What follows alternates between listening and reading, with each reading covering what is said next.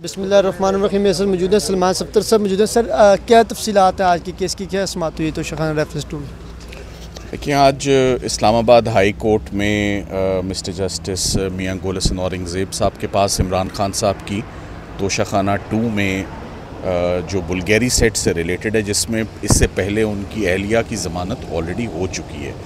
तो इमरान खान साहब की ये पोस्ट अरेस्ट बेल है, जिस पे आज बेंच ने नोटिस कर दिए हैं FIA को, और अब बाकायदा समाअत के लिए हम उम्मीद करते हैं कि ये आइंदा पीर या मंगल को ऑफिस जो तारीख़ निकालेगा, मगर उन्होंने कहा ये नेक्स्ट वीक के लिए हम उनको नोटिस कर रहे हैं। तो इंशाल्लाह खान साहब के जो चंद एक मुकदमात बकाया रह गए हैं, ये उनमें से एक है। लाहौर में भी खान साहब की तमाम केसेस आर्ग्यू हो चुके हैं और अब फ़ैसला आना बाकी है।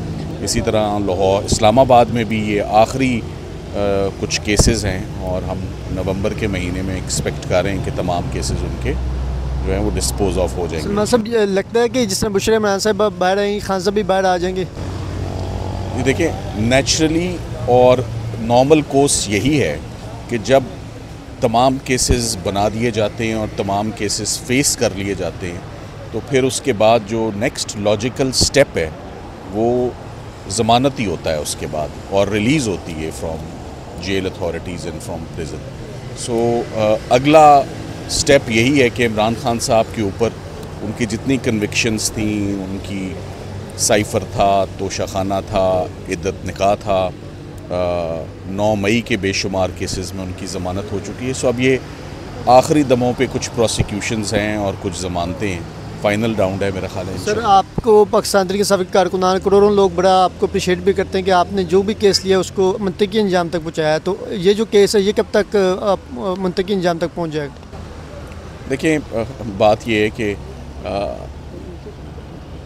मेरा ख्याल है कि ज़्यादा से ज़्यादा 7 या 8 दिन आज से इसके अंदर अंदर ये जो केस है तोशाखाना 2 का, ये भी फाइनली डिसाइड हो जाएगा।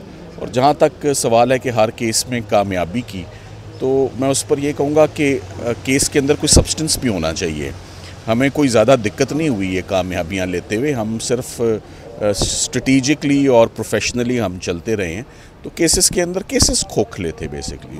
केसेस के अंदर कोई क्रिमिनलिटी जिसे कहते हैं ना, कि अगर कोई ये पूछे कि खान साहब के केसेस में क्या था, तो खान साहब के केसेस में कहीं पर भी क्रिमिनल लॉ इन्वॉल्व ही नहीं था। सिरे से कोई जुर्म होना कभी पाया ही नहीं गया।